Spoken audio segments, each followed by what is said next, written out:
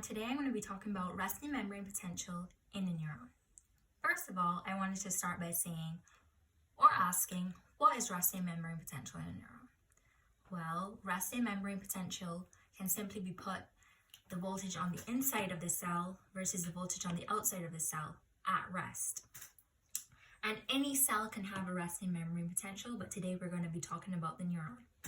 So over here, I have some important notes that I wanted to state.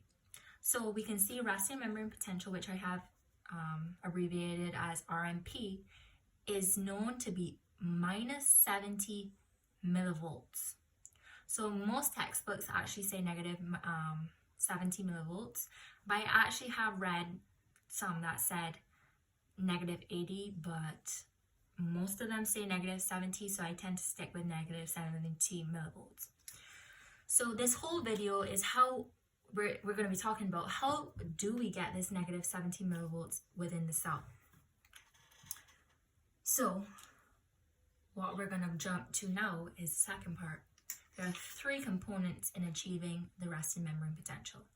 One is a sodium-potassium pump. Two, the leaky potassium channels. And three, the leaky sodium channels.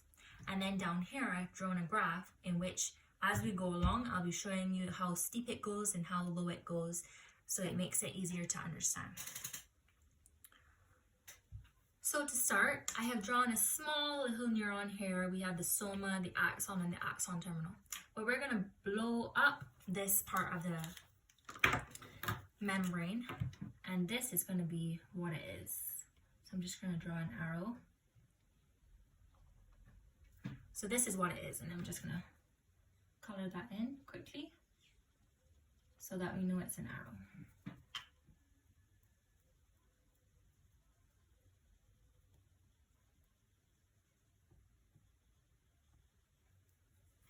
Right, so this is what the membrane actually looks like of the neuron where I had zoomed it in.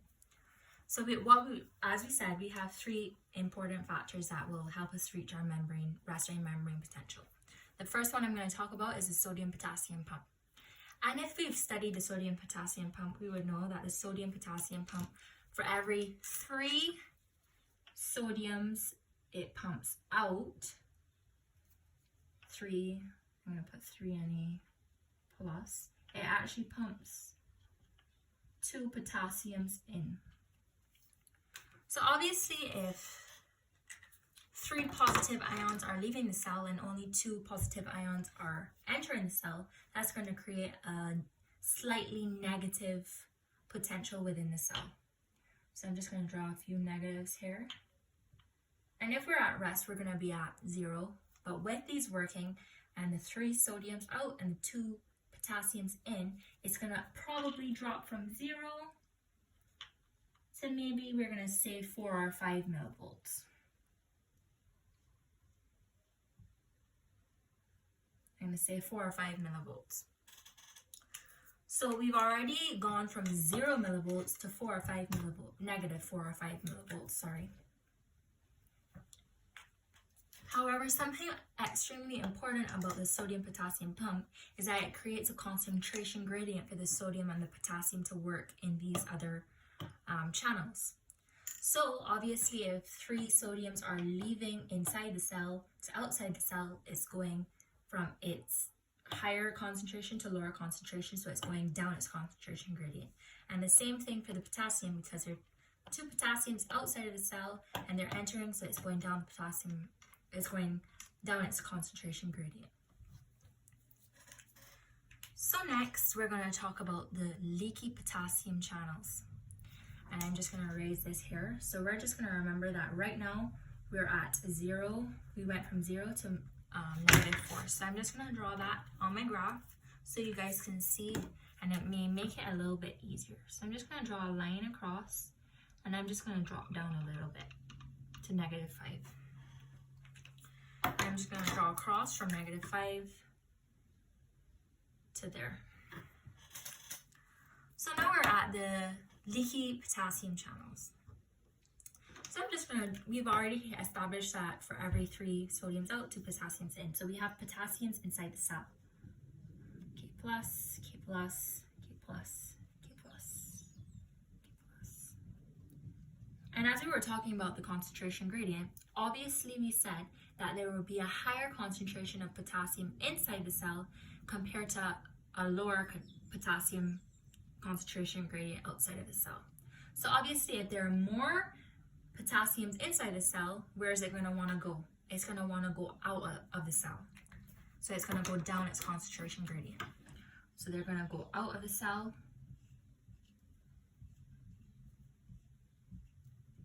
And they're going to go out of the cell.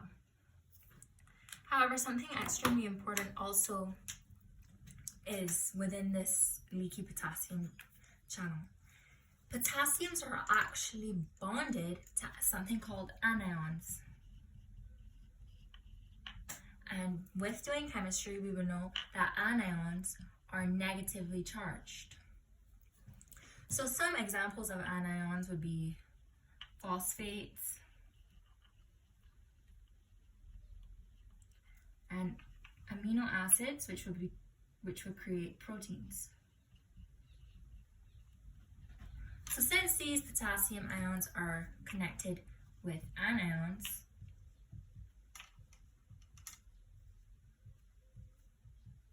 when these potassiums leave the leaky potassium channel, it actually leaves behind these anions. So these anions are left behind.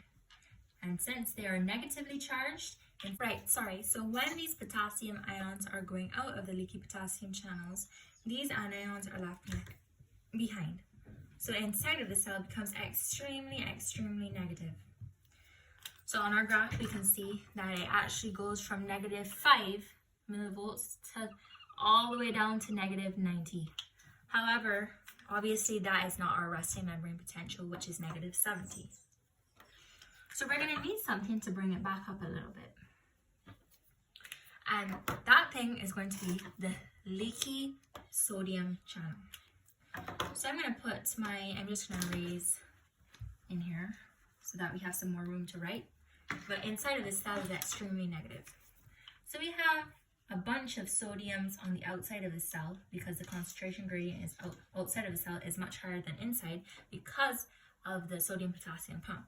So obviously if the concentration gradient of sodium ions is extremely high outside of the cell compared to inside of the cell, it's going to want to move into the cell.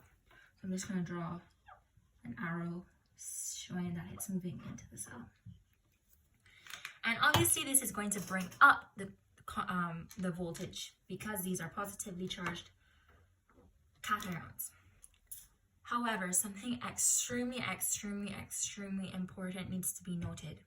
The membrane is way more permeable to potassium ions than it is to sodium ions. So when these potassium ions keep flowing out, it's going to keep flowing out because the membrane is extremely permeable to them.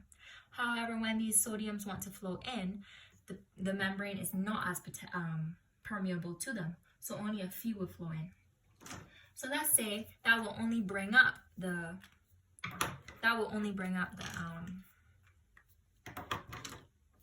voltage back to maybe negative 70. So it's going to go from negative 90 to negative 70 millivolts. And as we know from our notes, the resting membrane potential is negative 70 millivolts. So our resting membrane potential has been reached. Thank you guys so much for watching, and please subscribe and like the video. If you guys have any suggestions or want to see anything in particular, please comment down below. Thanks again so much for watching, and see you guys later.